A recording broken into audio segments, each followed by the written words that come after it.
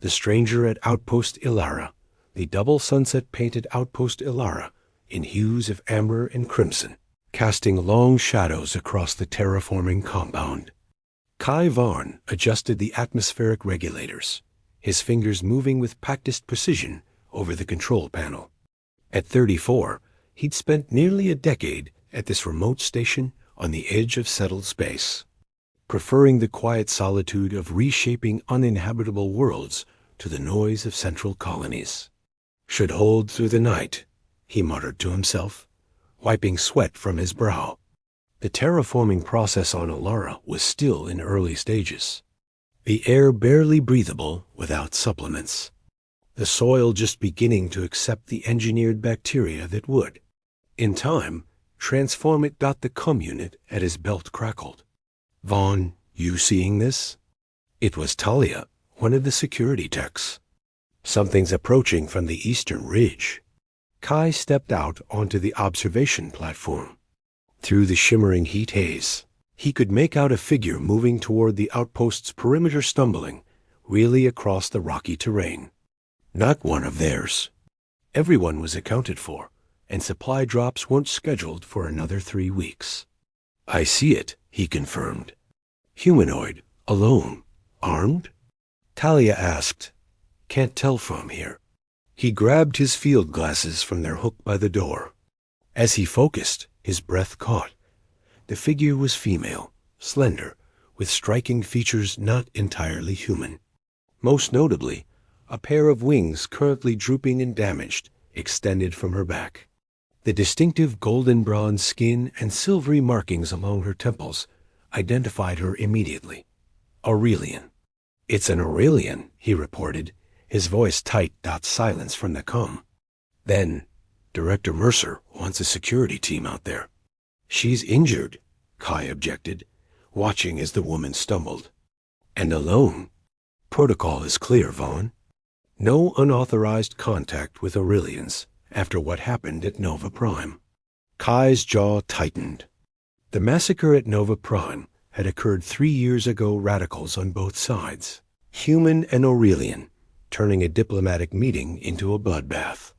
But this was one injured woman, clearly in distress. I'm going out there, he decided. Vaughn. He silenced the comm and grabbed his emergency kit. The outpost's atmosphere, shields thrummed as he passed through them, the air growing thinner, harsher beyond the boundary. The Aurelian woman had collapsed about 50 meters from the perimeter. As Kai approached, she raised her head weakly. Her eyes widened violet irises with flecks of gold, a distinctive trait of her species, and she attempted to stand, wings shifting defensively despite their damaged state. I won't hurt you, Kai said, raising his empty hands. I'm a terraformer, not security. She studied him, wary but desperate.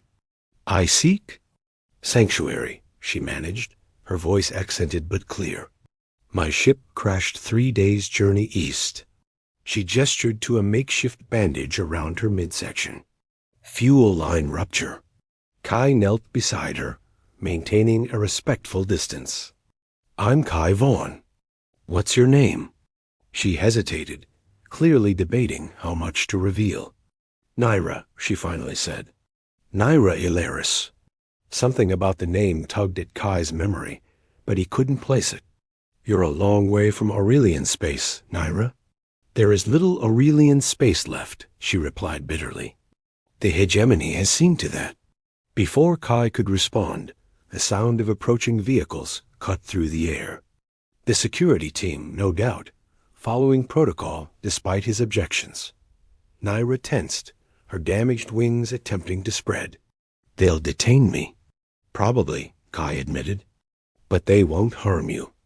We're not barbarians, whatever propaganda you've heard. I've heard many things about humans, she said, her eyes fixed on his. Not all were propaganda. The security vehicles were closing in. Kai made a quick decision. Trust me, he said, offering his hand.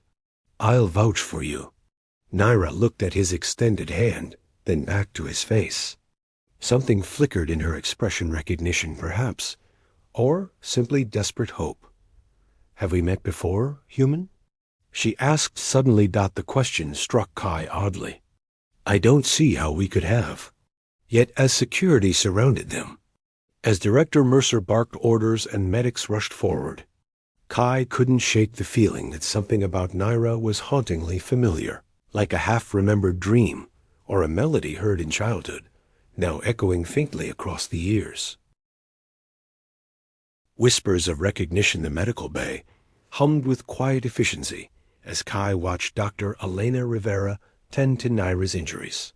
The Aurelian sat with rigid posture despite her obvious pain, wings carefully folded against her back, violet eyes tracking every movement of the human staff.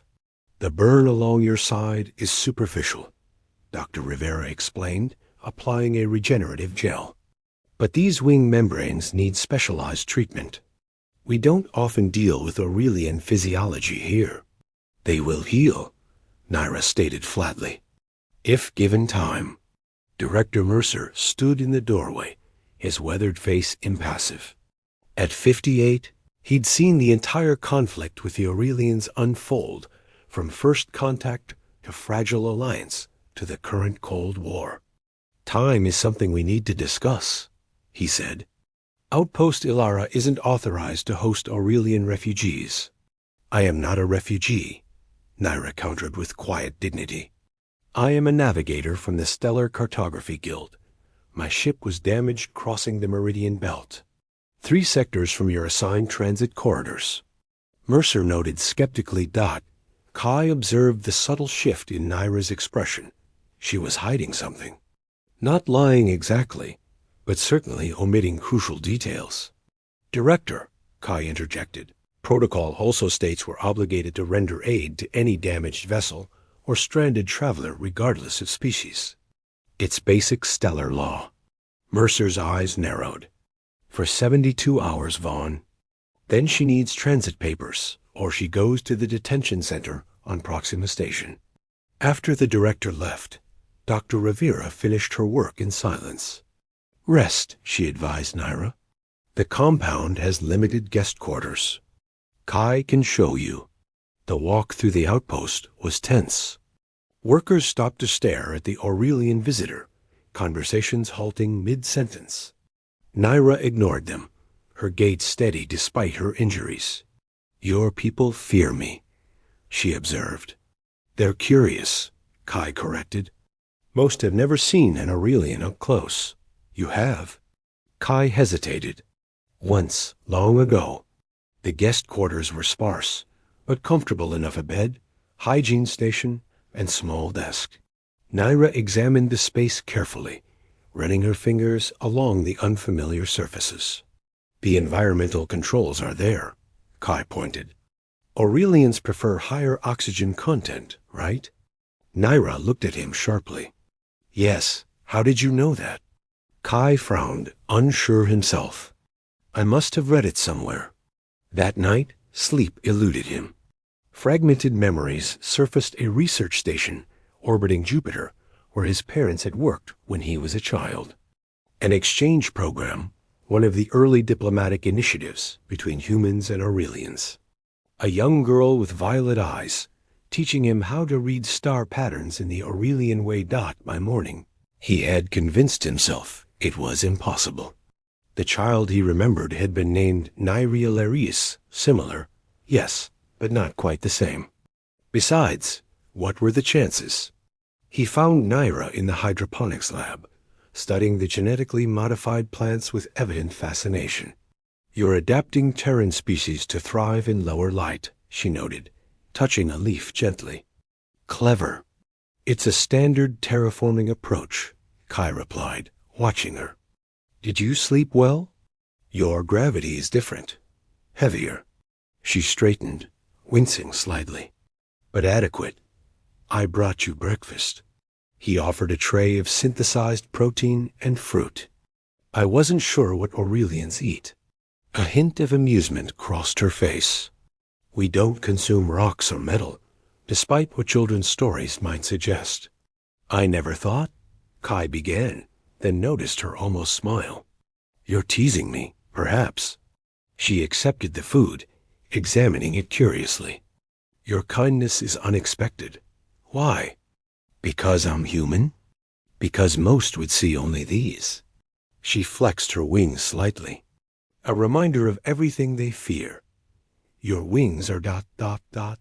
Kai hesitated, suddenly aware he was staring. They're remarkable, actually. Something shifted in her expression. A softening. A recognition. You said that once before, Kai Vaughn. His heart stuttered. What? Jupiter Station. Scientific exchange program. You were 8, I was 10. She set down the tray.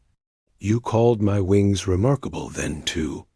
The first human child who didn't ask if they were real or try to touch them without permission. The memory crystallized sitting in the observation dome, learning to play Earth games while teaching her Aurelian constellation patterns. Nigh real heiress, he breathed. The ambassador's daughter.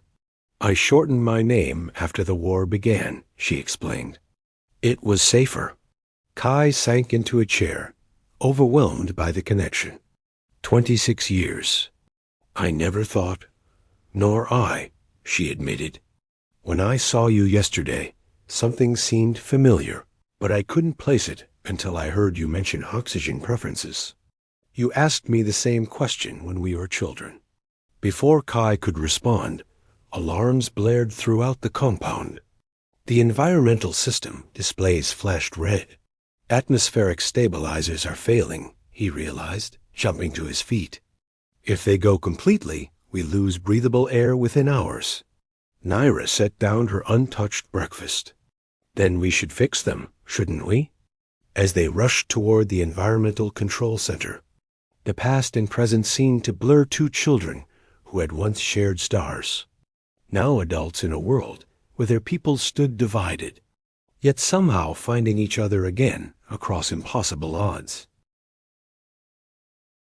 Wings of trust. The environmental control center was chaos when they arrived. Technicians moved frantically between terminals, while red warning lights painted everything in an ominous glow.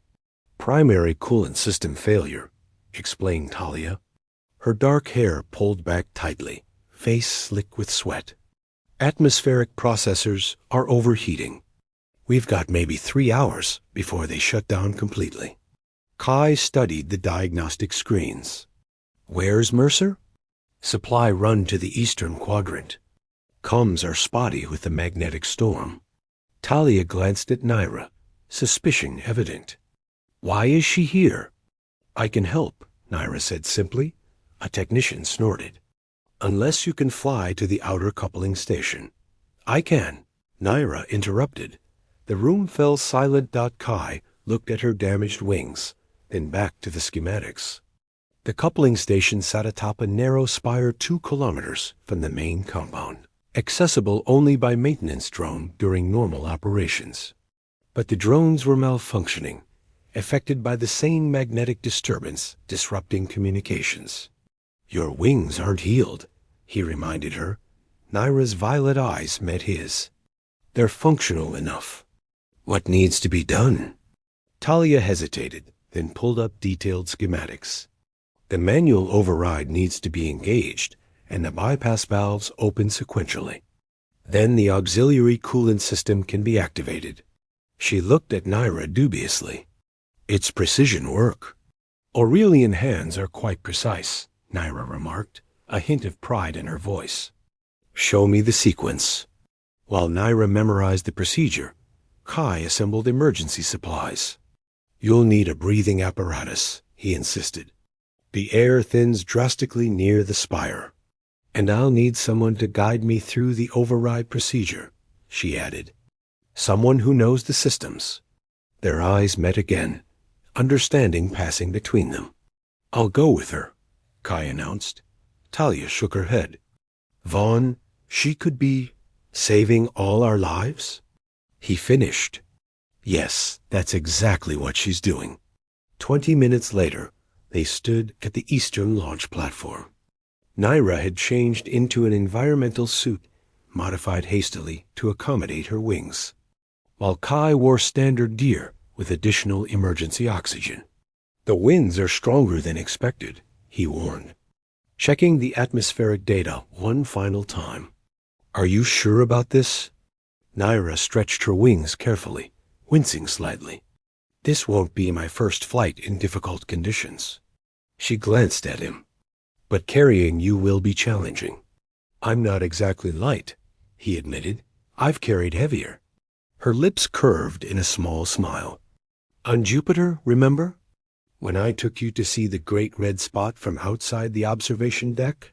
The memory surfaced exhilarating terror as the young Aurelian had smuggled him outside, her wings powerful even then. The massive storm of Jupiter swirling below them, while station security shouted in the distance. We got in so much trouble, Kai laughed. Worth it, she replied, then grew serious. Hold tightly to me. If I say release, you activate your emergency pack immediately. Kai nodded, then stepped close. Her arms encircled his waist, while his went around her shoulders, careful of the wing joints. The proximity was startlingly intimate, her scent like desert air after lightning, her heartbeat rapid against his chest. Ready? She asked, her voice softer than he expected. Before he could answer, she launched them skyward, powerful wings sending gusts of dust swirling below.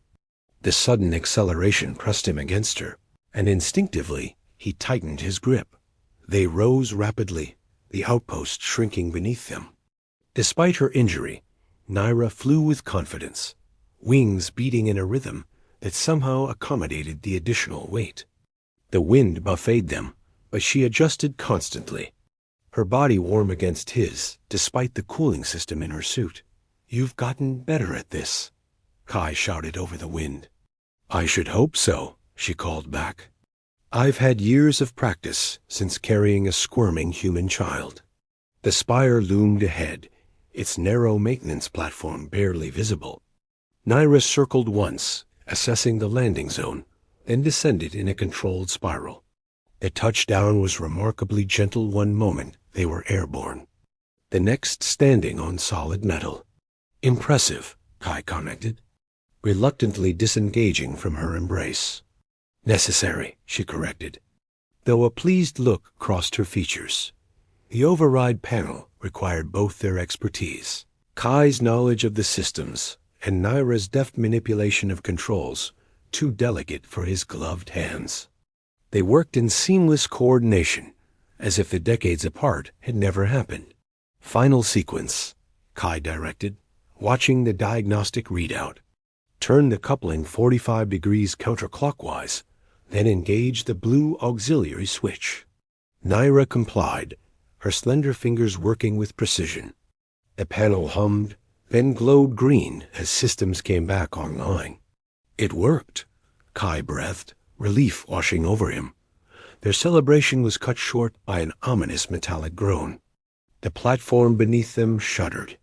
The magnetic storm must have weakened the supports, Naira realized, looking down at the buckling metal. We need to leave, now. Before Kai could respond, the platform gave way beneath him. He scrambled for purchase, but found only empty air, and then Naira's hand closed around his wrist. Her wings spread wide as she hovered above the collapsing structure. I've got you, she assured him, strain evident in her voice as she held his full weight. Don't let go. The return flight was perilous, Naira flying one-handed while holding him, fighting both gravity and the strengthening winds. By the time they reached the outpost, a crowd had gathered, watching in astonishment as the Aurelian descended with her human cargo. Naira's landing was less graceful this time. They tumbled together onto the platform, her wings folding protectively around them both. For a moment, they lay entangled, breathing heavily, her face inches from his. Thank you, Kai said softly, acutely aware of every point where their bodies connected. Something changed in her eyes, a warmth, a recognition that went beyond shared childhood memories. You're heavier than you were at 8, she murmured, making no move to disentangle herself. Director Mercer's voice broke the moment. What in seven hells happened here? As the crowd surrounded them and explanations began, Kai noticed how the outpost workers looked at Naira differently, now with respect rather than fear. She had risked herself to save them all, and in doing so, had begun to bridge a divide far wider than the distance between planets. Later, as Dr. Rivera examined Naira's wings for new damage, Kai caught her eye across the medical bay. The connection between them had always been there. He realized buried beneath years of conflict and separation, but never truly broken. Shadows of the past, the mood in Outpost Ilara had shifted dramatically. 3 days after the environmental system rescue, Naira moved through the compound without drawing suspicious glances. Instead, workers nodded respectfully or stopped to thank her. Some even asked curious questions about Aurelian culture, which she answered with cautious openness. The 72-hour deadline had passed, but Director Mercer had granted an extension, citing exceptional circumstances and valuable technical assistance. Kai found Naira in the observation dome that evening, staring at the unfamiliar constellations. The transparent ceiling revealed Ilara's night sky in all its glory, 3 moons in different phases, painting silvery paths across the newly terraformed plains. Beautiful, isn't it? He asked, joining her. Different, she replied. On my homeworld, we had a single moon that glowed blue. We called it the Eye of Aurelia. She traced patterns in the stars with her finger. I'm mapping these constellations in the Aurelian method. Kai smiled. Just like you taught me on Jupiter Station. You were an apt pupil. She glanced at him. I often wondered what happened to you after everything changed. The unspoken history hung between them, the diplomatic breakdown, the Nova Prime massacre, the scattered conflicts that followed. My parents were transferred to Earth after the Alliance collapsed, Kai explained, leaning against the railing. I finished school, joined the terraforming corps to get away from the politics. I wanted to build something instead of tearing things down. A noble pursuit. Naira's wings shifted slightly, a gesture he was beginning to recognize as thoughtfulness. I followed my father into diplomatic service, ironically enough, until it became clear diplomacy was no longer the hegemony's priority. Is that why you were in restricted space? Running from your own government? She tensed, then sighed. Perceptive of you. After a moment's hesitation, she continued. I was carrying data evidence that elements within both the hegemony and your coalition deliberately sabotaged the peace process. The Nova Prime tragedy was engineered, Kai. That's a significant accusation, with significant proof. She met his gaze steadily. Which is why my ship was targeted. Why I nearly died in that crash. Kai absorbed this, mind racing. Who within the coalition would want war with your people? The same factions who profit from conflict. Weapons manufacturers. Resource speculators. Politicians who maintain power through fear. Her voice grew passionate. Our peoples lived peacefully alongside each other for nearly a decade. The children of that time, children like us, saw no inherent reason for division. A comfortable silence fell between them, both lost in memories. I searched for you, Kai admitted quietly, after my family was relocated. I tried to send messages through official channels, but they were always returned. Naira's expression softened. I did the same. My father told me communications with human families had been restricted for security purposes. She laughed bitterly. I believed him then. Outside, the smallest moon disappeared behind clouds, dimming the light in the dome. Kai found himself moving closer to her, drawn by an inexplicable gravity. What happens when you deliver your evidence? He asked. If I deliver it, she corrected. Then perhaps peace becomes possible again. Not immediately, but eventually. I want to help you, he said, surprising himself with the conviction in his voice. Naira turned to face him fully. Why? Your life is here. Because I remember what it was like before, Kai answered. Because I looked at the stars with an Aurelian once and saw the same patterns, just arranged differently. Something unspoken passed between them. Naira reached out, her fingers hesitantly brushing his cheek. The touch was electric, igniting sensations that had nothing to do with childhood memories. You still see me, she whispered. Not just my wings or my species. I always have. Neither could say who moved first. Their lips met gently, tentatively, then with growing certainty. Her body pressed against his, warm and surprisingly familiar, as if they had been crafted to fit together. Kai's hands found the space between her wings, careful not to damage the healing membranes, while hers wove through his hair when they finally broke apart. Breathless, Naira's wings had partly encircled them both, creating a private world within the dome. That was ... Kai began. Unexpected? She offered. Inevitable, he corrected, tracing the silvery markings along her temple. The moment shattered as emergency alarms blared throughout the compound. Kai's cum unit crackled to life. Vaughn, get to command immediately, Mercer's voice ordered. We've got incoming vessels. Hegemony signatures. Naira paled. They found me.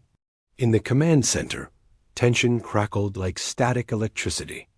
Tactical displays showed 3 Aurelian vessels in high orbit, with a smaller craft descending toward the outpost. They're demanding we surrender the fugitive criminal in our custody, Mercer explained grimly. They're claiming she's a spy who stole military secrets. That's not, Naira began. I don't care what it is, Mercer cut her off. What I care about is 3 warships threatening my outpost. Kai stepped forward. Director, Naira has evidence that could change everything between our peoples. We can't hand her over. We also can't start an interstellar incident over 1 Aurelian, Mercer countered. The Coalition has given clear instructions to avoid provocations at all costs. The data, Naira insisted. It must reach Admiral Chun of your Eastern Fleet. She's one of the few not implicated in the conspiracy. Talia, monitoring communications, suddenly straightened. Sir, the incoming craft is requesting direct communication with Naira Ilaris. All eyes turned to the Aurelian. Put it through, Mercer ordered after a moment's hesitation. The view screen flickered, revealing an Aurelian male with steel-gray wings and hardened features. Recognition flashed across Naira's face. Commander Tarek. Diplomat Ilaris, he replied, voice cold. You've led us on quite a chase. You're making a mistake, she said. What we discussed on Meridian is not for human ears, he interrupted sharply. Surrender yourself, and this outpost remains intact. Kai watched Naira's expression shift from surprise to understanding, then resignation. You're part of it, she realized. All this time, I thought you were an ally. I am an ally of our people, Tarek responded. Something you've forgotten. You have 1 hour to surrender. The communication terminated. Silence fell over the command center. Then Naira turned to Kai, determination replacing defeat in her eyes. I need to reach my crashed ship, she said quietly. The evidence is hidden there, not on my person. They know I would never risk carrying it. Kai's mind raced through options. The supply skimmer could get us there and back, if you remember the coordinates. I remember, she confirmed. I never forget a star pattern, remember? As plans formed and arguments erupted around them, Kai and Naira stood close. Their fingers intertwined, a human and an Aurelian united by memories of a past that could have been, and determination to create a future that should be. Outside, storm clouds gathered on the horizon, mirroring the approaching conflict. The brief peace of Outpost Ilara was ending, but perhaps a greater peace was still possible if they survived the coming darkness. Beyond boundaries, The desert plains stretched before them, bathed in the cold light of dawn. Kai piloted the supply skimmer just above the surface, following Naira's directions toward the crashed ship. They traveled in tense silence, each lost in thoughts of what awaited them, both at the crash site and beyond. There, Naira pointed suddenly. Behind that rock formation. The wreckage came into view, a sleek Aurelian vessel, its hull cracked open like an egg. Despite the damage, its elegant design was evident, with swept-back fins reminiscent of wings. "How did you survive this?" Kai asked, surveying the destruction as they landed. "Aurelian engineering," Naira replied with a hint of pride. "And luck." Her expression darkened. "We have 40 minutes before Commander Tarek's deadline." They worked quickly, Naira bypassing security systems while Kai kept watch. The ship's interior was surprisingly intact, with organic curves and bioluminescent panels unlike human technology. "Here," Naira announced, pressing her palm against what appeared to be solid bulkhead. A hidden compartment slid open, revealing a small crystalline data core. "Everything we need." As she secured the core, Kai's cum unit crackled. "Vaughn, come in." Talia's voice was urgent. "The Aurelians have launched a second shuttle. They're tracking your skimmer's signature." "How long?" Kai demanded. 15 minutes, maybe less. Naira's eyes met his. "We won't make it back to the outpost." "We don't need to," Kai decided. "There's a subspace relay station in the Western Quadrant minimal staff, but direct links to Coalition Command." They abandoned the skimmer, taking only essential supplies and the precious data core. Naira unfurled her wings. "Can you carry both of us and the supplies?" Kai asked. She nodded. "For a short distance. The winds are favorable." Their flight was low and fast, skimming over rock formations to avoid detection. Naira's wings worked powerfully, her face set in determination despite the strain. Kai held tightly to her, the pack of supplies secured between them. "There," he pointed to a small structure nestled among rock spires. "The relay station." They landed roughly, Naira's strength nearly spent. The station appeared deserted. Standard protocol during alert situations was to automate operations and evacuate non-essential personnel. Inside, Kai quickly activated the communications array while Naira connected the data core to the interface. The system hummed to life, recognizing the alien technology after a tense moment of calibration. "It's working," she breathed, watching as files transferred to the secure channel, sending directly to Admiral Chun's encryption key. Outside, the whine of approaching engines grew louder. "Too late," Kai muttered, checking the perimeter sensors. "Aurelian shuttle. Plus," he frowned. "A second signature. Not Aurelian." The building shuddered as vessels landed. Naira completed the transmission just as the doors slid open, revealing Commander Tarek, flanked by armed Aurelian guards. Behind them stood Director Mercer, with Outpost Ilara security. "Quite the reunion," Tarek remarked coldly.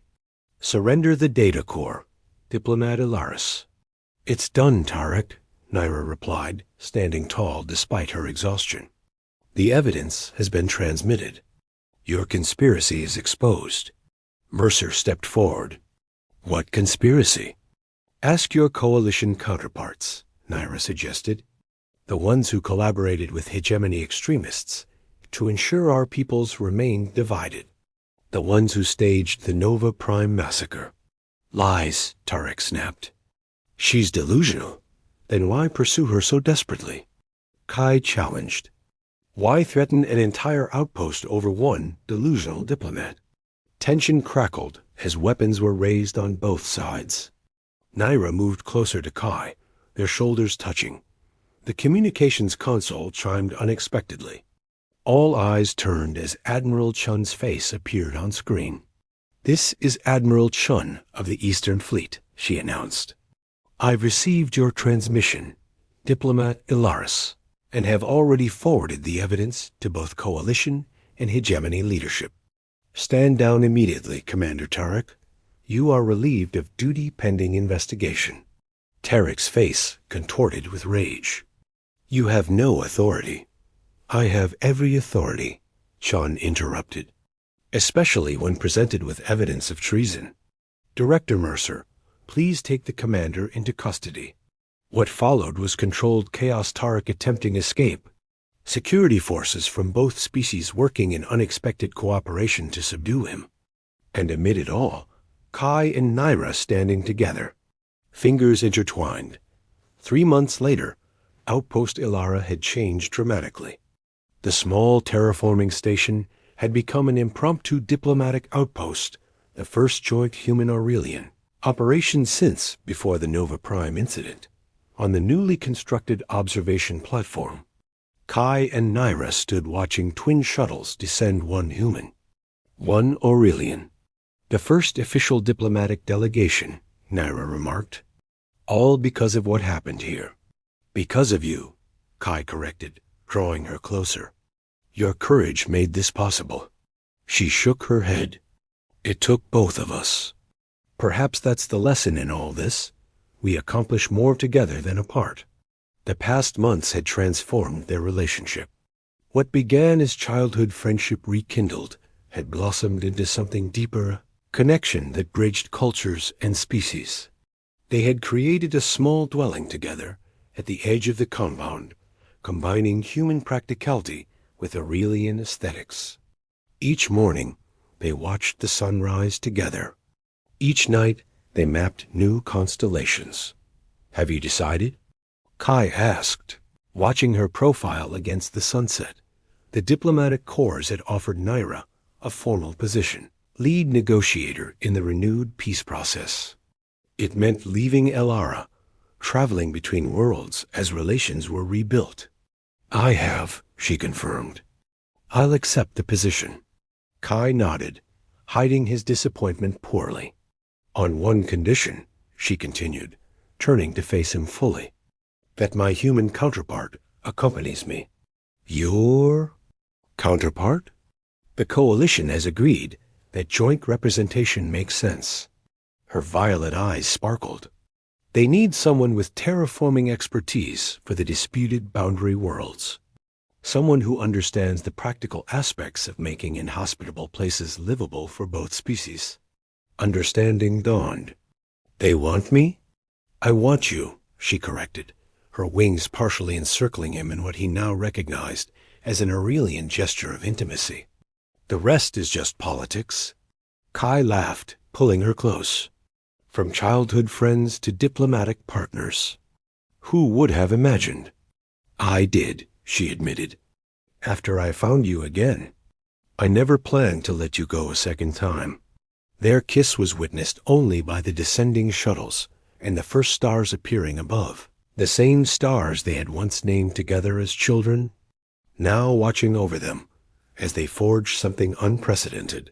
A year later, on a newly established joint colony world, a remarkable ceremony took place.